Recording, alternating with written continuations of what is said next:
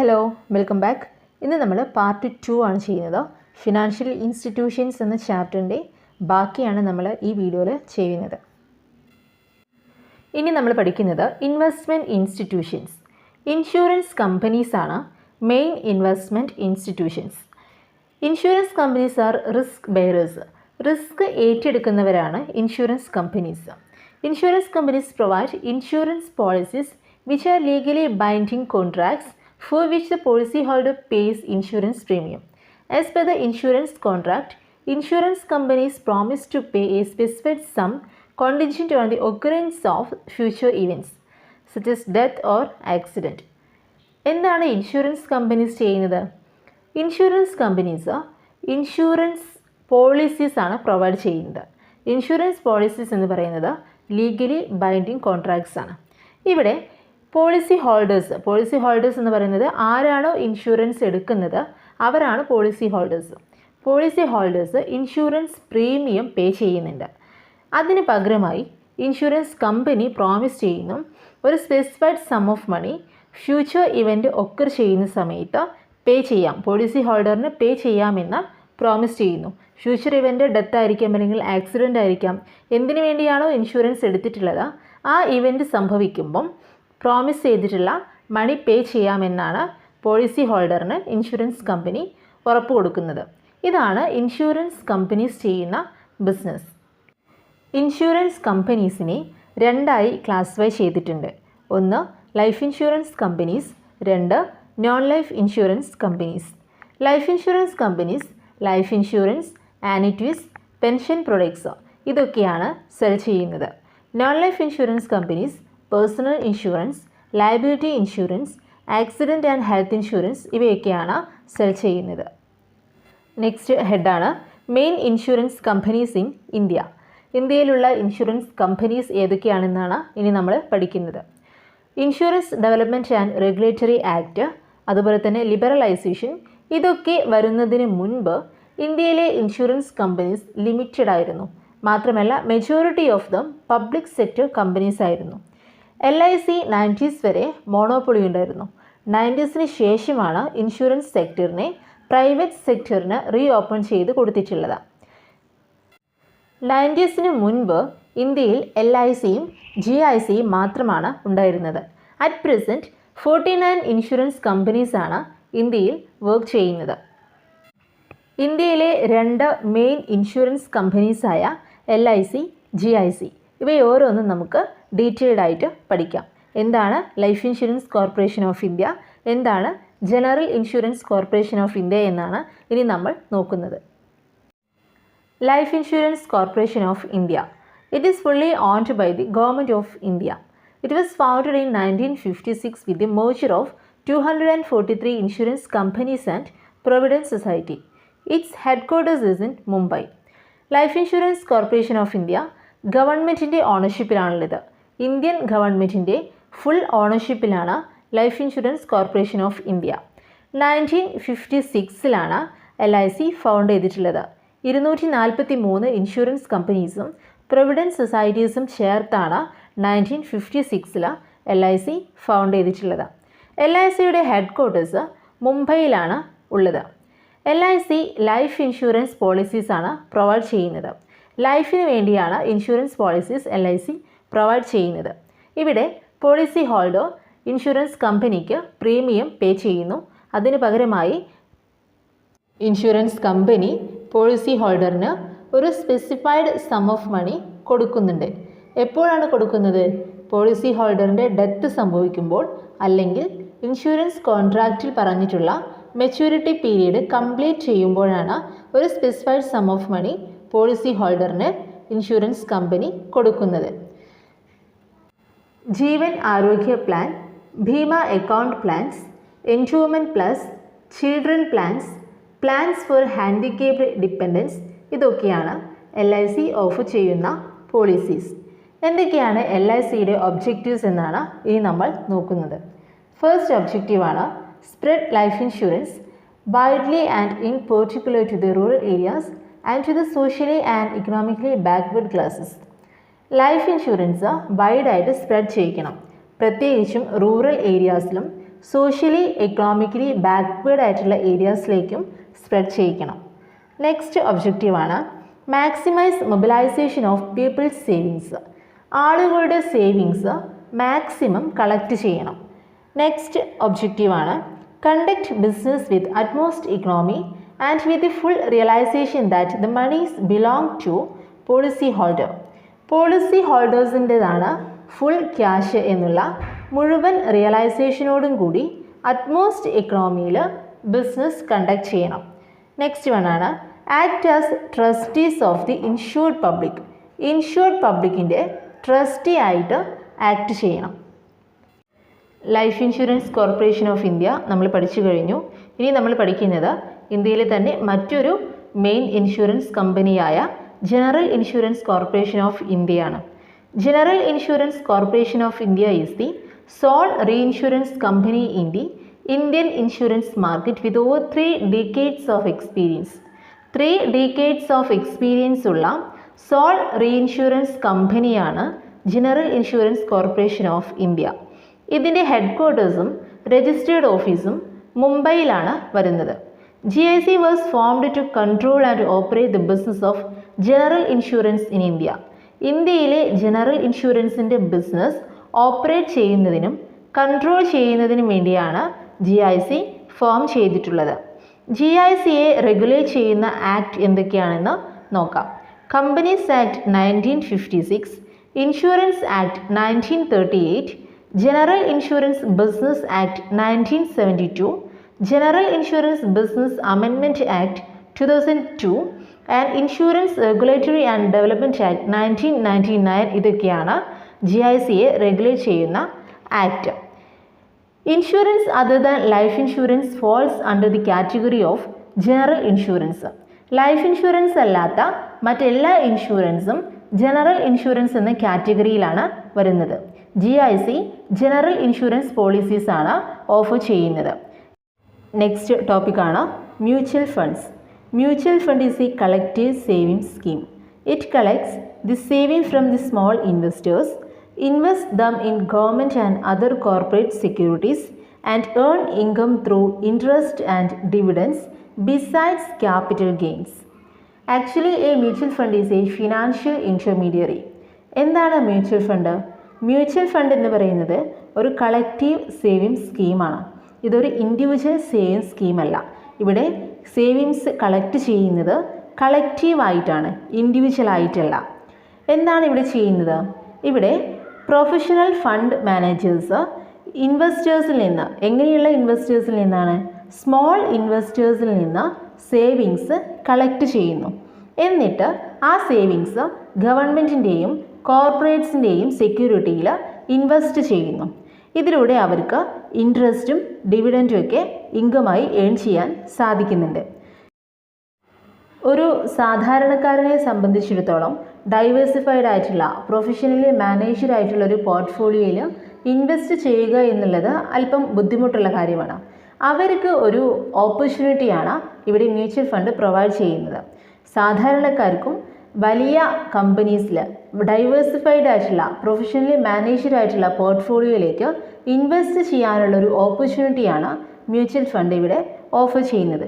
അതുകൊണ്ടാണ് mutual fund ഒരു financial intermediary കൂടിയാണെന്ന് നമ്മൾ പറയുന്നത്.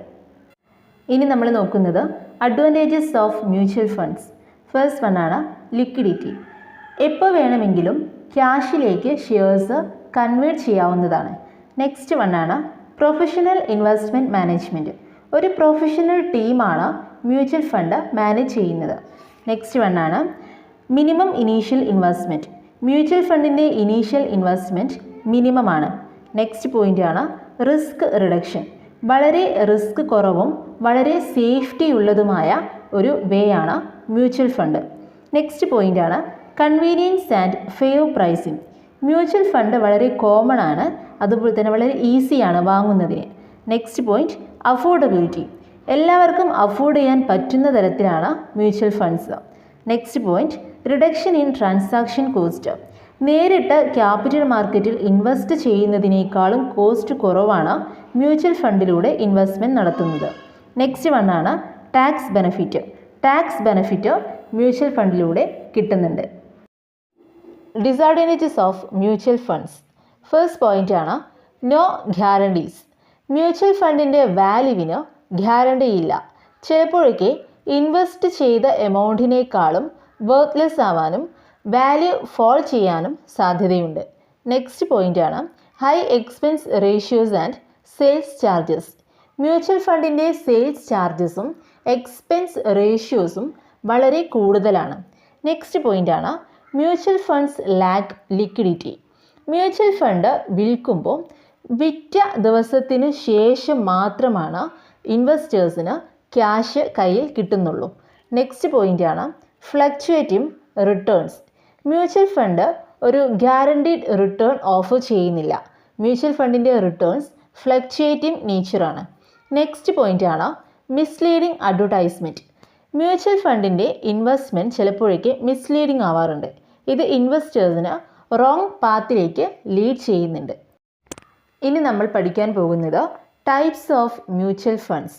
മ്യൂച്വൽ ഫണ്ട്സിനെ ബ്രോഡ്ലി 3 ജനറിക് കാറ്റഗറീസ് ആയിട്ടാണ് ഡിവൈഡ് ചെയ്യുന്നത്. ബൈ സ്ട്രക്ചർ അനുസരിച്ച് open ended, closed ended schemes. By investment objectives അനുസരിച്ച് growth, income, balanced and money market schemes. Other schemes tax saving schemes, index schemes and sector specific schemes. ഇതൊക്കെ നമുക്ക് detailed ആയിട്ട് പഠിക്കാം. സ്ട്രക്ചറിൻ്റെ ബേസിസിലുള്ള mutual ഫണ്ടിൻ്റെ ഡിവിഷനാണ് നമ്മൾ ആദ്യമായി പഠിക്കുന്നത്. ഓപ്പൺ എൻഡഡ് സ്കീമും ക്ലോസ്ഡ് എൻഡഡ് സ്കീമാണ് വരുന്നത്. ഫസ്റ്റ് വൺ ആണ് ഓപ്പൺ എൻഡഡ് സ്കീം. എന്താണ് open ended scheme? Under this scheme the size of the fund or the period of the fund is not predetermined. These do not have a fixed maturity. In this scheme the investors are allowed to buy or sell units at any time. എന്താണ് open ended scheme പറയുന്നത്? Open ended സ്കീമിന് ഒരു fixed maturity ഇല്ല. ഇവിടുത്തെ ഫണ്ടിൻ്റെ സൈസും അതുപോലെ തന്നെ ഫണ്ടിൻ്റെ പീരീഡും മുൻകൂട്ടി തീരുമാനിക്കുന്നില്ല. ഇവിടെ ഇൻവെസ്റ്റേഴ്സിന് എപ്പോൾ വേണമെങ്കിലും യൂണിറ്റ്സ് വാങ്ങാനും വിൽക്കാനുമുള്ള പെർമിഷനുണ്ട്. ഇനി എന്താണ് ക്ലോസ്ഡ് എൻഡഡ് സ്കീം എന്ന് നോക്കാം. These schemes have a prespecified maturity period. The investment is locked for a specified period of time. എന്താണ് ക്ലോസ്ഡ് എൻഡഡ് സ്കീം പറയുന്നത്? ക്ലോസ്ഡ് എൻഡഡ് സ്കീം എന്ന് പറയുന്നത് ഓപ്പൺ എൻഡഡ് സ്കീമിൻ്റെ ഓപ്പോസിറ്റാണ്. ഇതിനൊരു സ്പെസിഫൈഡ് മെച്യൂരിറ്റി പീരീഡ് ഉണ്ട്.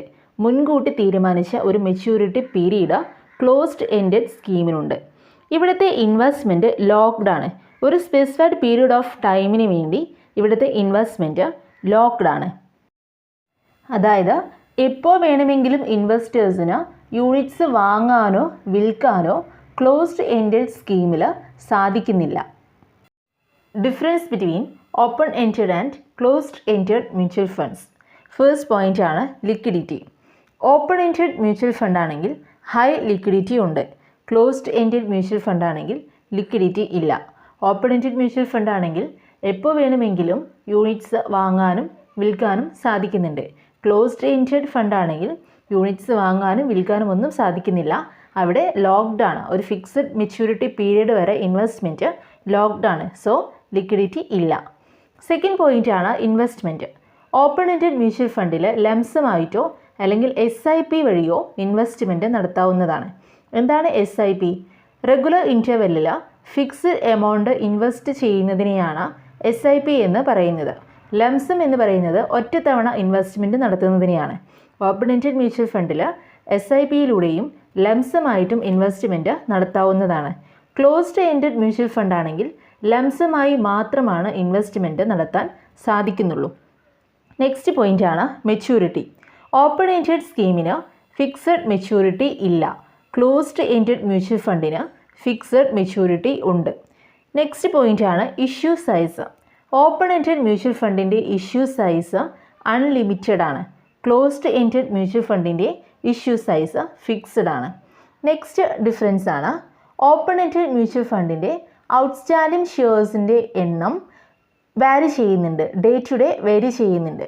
പക്ഷേ closed ended mutual ഫണ്ടിൻ്റെ outstanding ഷെയർസിൻ്റെ എണ്ണം ഫിക്സഡ് നമ്പർ ആയിരിക്കും, അത് വാരി ചെയ്യുന്നില്ല. ഇൻവെസ്റ്റ്മെൻറ്റ് ഒബ്ജക്റ്റീവിൻ്റെ ബേസിസിലുള്ള ക്ലാസിഫിക്കേഷനാണ് ഇനി പഠിക്കുന്നത്. ഫസ്റ്റ് വൺ ആണ് growth schemes. Growth scheme is also known as equity schemes. The aim of this scheme is to provide capital appreciation over medium to long term. Growth സ്കീമിനെ equity scheme എന്നും പറയുന്നുണ്ട്. Medium അതുപോലെ തന്നെ long term capital provide ചെയ്യാൻ വേണ്ടിയുള്ള സ്കീമാണ് growth scheme. Second one ആണ് income schemes. Income scheme is also known as ഡെപ്റ്റ് scheme. The aim of this scheme is to provide regular and steady income to investors. ഡെപ്റ്റ് scheme എന്നും income സ്കീമിനെ പറയുന്നുണ്ട്. ഇൻവെസ്റ്റേഴ്സിന് റെഗുലറായിട്ട് സ്റ്റഡി ആയിട്ട് ഇൻകം പ്രൊവൈഡ് ചെയ്യുക എന്ന ലക്ഷ്യത്തോടു കൂടിയാണ് ഇൻകം സ്കീം ഇൻട്രൊഡ്യൂസ് ചെയ്തിട്ടുള്ളത്. നെക്സ്റ്റ് വൺ ആണ് ബാലൻസ്ഡ് സ്കീം.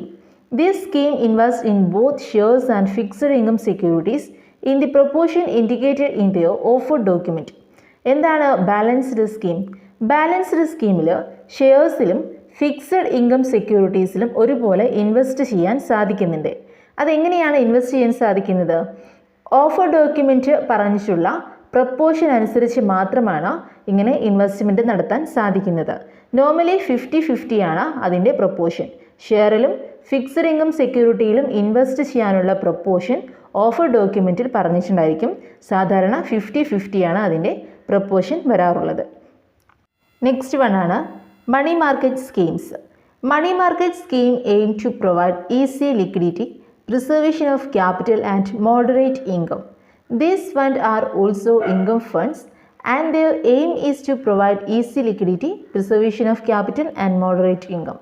എന്താണ് മണി മാർക്കറ്റ് സ്കീമിൻ്റെ പ്രത്യേകത? ലിക്വിഡിറ്റി, ഈസി ലിക്വിഡിറ്റി പ്രൊവൈഡ് ചെയ്യുന്നതിന് വേണ്ടിയാണ് മണി മാർക്കറ്റ് സ്കീം ഇൻട്രൊഡ്യൂസ് ചെയ്തിട്ടുള്ളത്. ഇതോ ഇൻകം ഫണ്ട്സ് ആണ്. മണി മാർക്കറ്റ് സ്കീമിൻ്റെ ഫണ്ട് ഇൻകം ഫണ്ട്സ് ആണ്. ഇതിൻ്റെ എയിം എന്താണ്? ഈസിയായി ലിക്വിഡിറ്റി പ്രൊവൈഡ് ചെയ്യുക, ക്യാപിറ്റൽ പ്രിസർവ് ചെയ്യുക, ഇൻകം മോഡറേറ്റ് ചെയ്യുക. ഇതൊക്കെയാണ് മണി മാർക്കറ്റ് സ്കീമിൻ്റെ എയിംസ്.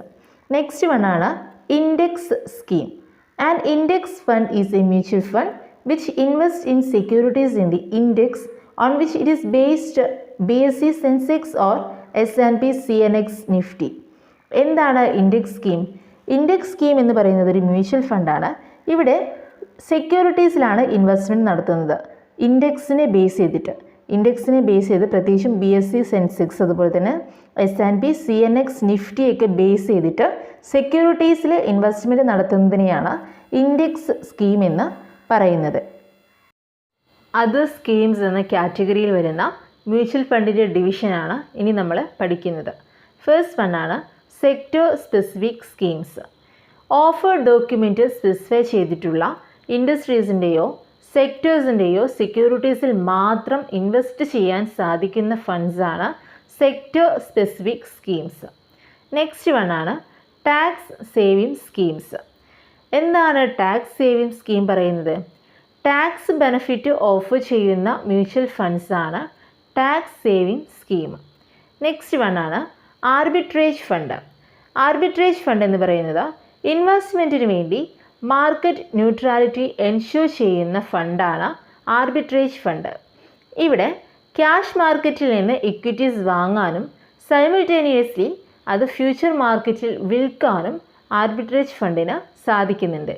നെക്സ്റ്റ് വണ്ണാണ് എക്സ്ചേഞ്ച് ട്രേഡഡ് ഫണ്ട്സ്. എന്താണ് എക്സ്ചേഞ്ച് ട്രേഡഡ് ഫണ്ട് പറയുന്നത്? എക്സ്ചേഞ്ച് ട്രേഡഡ് ഫണ്ട് എന്ന് പറയുന്നത് മ്യൂച്വൽ ഫണ്ട് സ്കീം തന്നെയാണ്. ഇത് സ്റ്റോക്ക് എക്സ്ചേഞ്ചിൽ ലിസ്റ്റ് ചെയ്യുകയും ട്രേഡ് ചെയ്യുന്നതുമാണ്. സ്റ്റോക്ക് എക്സ്ചേഞ്ചിൽ ലിസ്റ്റ് ചെയ്യുകയും ട്രേഡ് ചെയ്യുകയും ചെയ്യുന്ന മ്യൂച്വൽ ഫണ്ടാണ് എക്സ്ചേഞ്ച് ട്രേഡഡ് ഫണ്ട്സ്. നെക്സ്റ്റ് വണ്ണാണ് gold exchange traded schemes.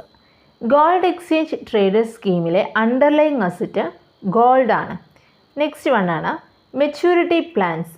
Maturity plans എന്ന് പറയുന്നത് ബാങ്കിലെ ഫിക്സഡ് ഡെപ്പോസിറ്റിനേക്കാളും വളരെ സേഫായ, വളരെ പ്രഡിക്റ്റബിളായ, ബെറ്റർ പോസ്റ്റ് ടാക്സ് റിട്ടേൺസ് കിട്ടുന്ന ഒരു പ്ലാനാണ് മെച്യൂരിറ്റി പ്ലാൻ. ഇനി നമ്മൾ പഠിക്കുന്നത് UTI, unit trust of India. UTI was set up under an Act of Parliament in 1964.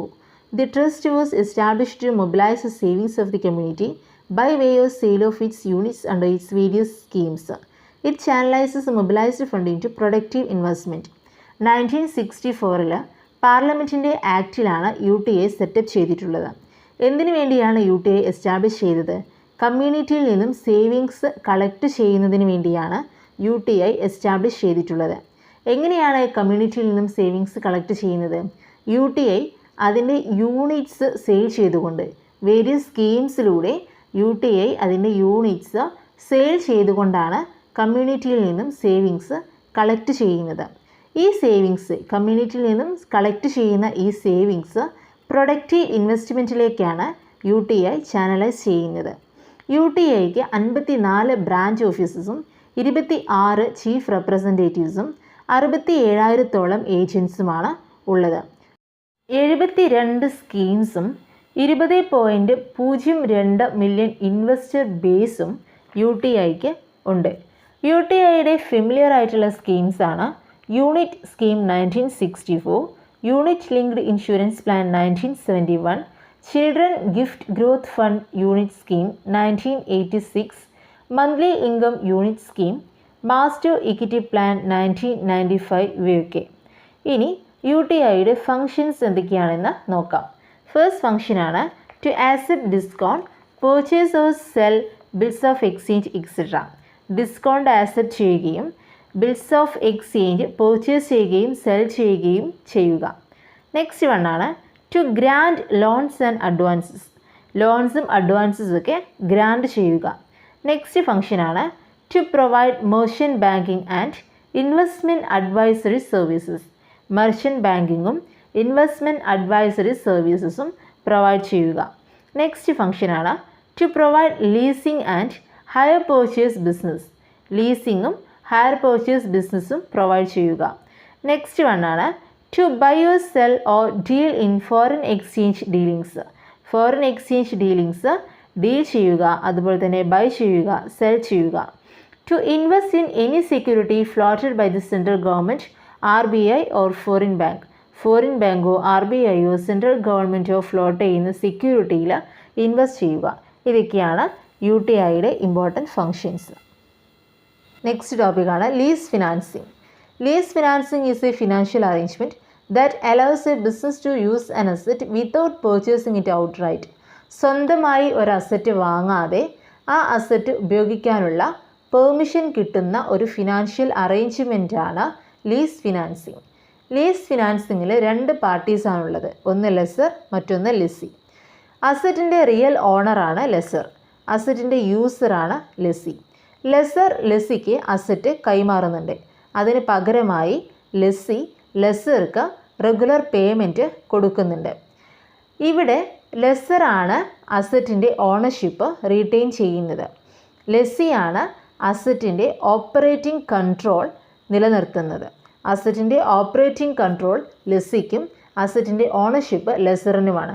Lease period complete ചെയ്യുന്നത് വരെ, ലീസ് പീരീഡിൻ്റെ കാലാവധി വരെ മാത്രമാണ് ഈ ഒരു കാര്യം ഉള്ളത്. നെക്സ്റ്റ് ടോപ്പിക്കാണ് factoring service. Factoring is a financial transaction which a business sell its accounts receivable to a third party at a discount. Factoring എന്ന് പറയുന്നത് ഒരു ഫിനാൻഷ്യൽ ട്രാൻസാക്ഷനാണ്. ഒരു ബിസിനസ് അതിൻ്റെ അക്കൗണ്ട്സ് റിസീവബിൾ തേർഡ് പാർട്ടിക്ക് ഡിസ്കൗണ്ടിൽ വിൽക്കുന്നതിനെയാണ് ഫാക്ടറിംഗ് എന്ന് പറയുന്നത്. ഇമ്മീഡിയറ്റ് ക്യാഷിന് പകരമായിട്ടാണ് അക്കൗണ്ട്സ് റിസീവബിൾ വിൽക്കുന്നത്. നെക്സ്റ്റ് ടോപ്പിക്കാണ് forfaiting. Forfaiting is a method of trade finance that allows exporters to obtain cash by selling their medium and long-term foreign account receivable at a discount. ഫോർഫെയ്റ്റിംഗ് എന്ന് പറയുന്നത് ഒരു trade finance മെത്തേഡാണ്. ഇവിടെ എക്സ്പോർട്ടേഴ്സിന് cash obtain ചെയ്യുന്നുണ്ട്. എങ്ങനെയാണ് എക്സ്പോർട്ടേഴ്സിന് cash obtain ചെയ്യുന്നത്? Exporters അവരുടെ medium and long term foreign account receivable ഡിസ്കൗണ്ടിൽ വിൽക്കുമ്പോഴാണ് ക്യാഷ് ഒബ്റ്റെയിൻ ചെയ്യുന്നത്. ഫോർഫെയ്റ്റിംഗ് ഒരു ഫ്ലെക്സിബിൾ ആയിട്ടുള്ള ട്രേഡ് ഫിനാൻസിങ് മെത്തേഡാണ്. ഇതോടെ ഈ ചാപ്റ്റർ കഴിഞ്ഞിട്ടുണ്ട്.